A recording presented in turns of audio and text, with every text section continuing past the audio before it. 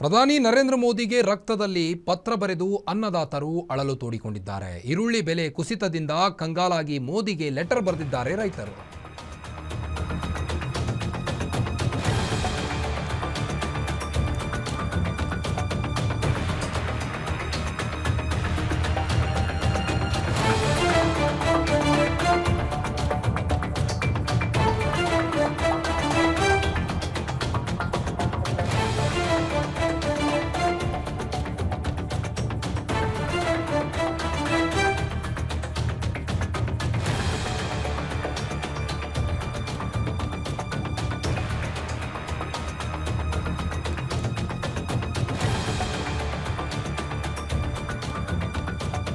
ಒಂದು ಕಡೆ ನಿರಂತರ ಮಳೆಗೆ ಕೆಲವು ಬೆಳೆಗಳು ಹಾನಿಯಾಗಿರುವಂಥದ್ದು. ಉತ್ತರ ಕರ್ನಾಟಕದ ಕೆಲವೆಡೆ ಭಾರಿ ಮಳೆಯಾಗಿದ್ದು ಬೆಳೆ ಹಾನಿಯಾಗಿದೆ. ಇದರ ಮಧ್ಯೆ ರೈತರು ಕಂಗಾಲಾಗಿದ್ದಾರೆ. ಇನ್ನು ಅವರು ಬೆಳೆದಂಥ ಬೆಳೆಗಳಿಗೆ ಸರಿಯಾದ ಬೆಲೆ ಕೂಡ ಸಿಗ್ತಾ ಇಲ್ಲ ಮಾರ್ಕೆಟ್ನಲ್ಲಿ.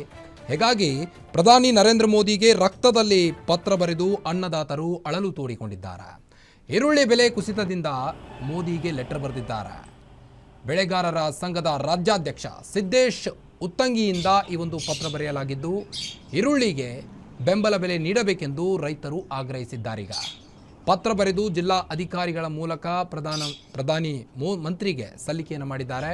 ಒಂದು ಕಡೆ ನಿರಂತರ ಮಳೆಗೆ ಕೆಲವು ಬೆಳೆ ಹಾನಿಯಾಗಿದೆ ಉತ್ತರ ಕರ್ನಾಟಕ ಸೈಡು. ಕೆಲವು ಕಡೆ ಉತ್ತಮ ಬೆಳೆ ಬಂದರೂ ಮಾರುಕಟ್ಟೆಯಲ್ಲಿ ದರವಿಲ್ಲ. ಬಹುತೇಕ ರೈತರು ಹೊಲದಲ್ಲಿಯೇ ಬೆಳೆ ಬಿಟ್ಟು ನಾಶ ಮಾಡ್ತಿದ್ದಾರೆ.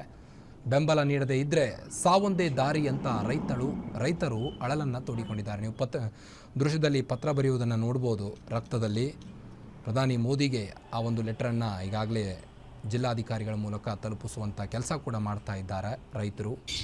ಸಾವೊಂದೇ ಪರಿಹಾರ, ಇದಕ್ಕೆಲ್ಲ ಬೆಂಬಲ ನೀಡಿ, ನಮ್ಮ ಬೆಳೆಗೆ ಸರಿಯಾದ ಬೆಂಬಲ ನೀಡಿ ಅಂತ ರೈತರು ಆಗ್ರಹಿಸುತ್ತಿದ್ದಾರೆ.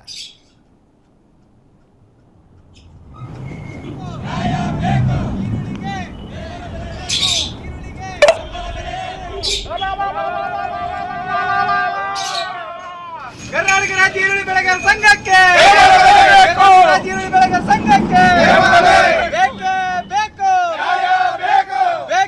ಬೇಕು.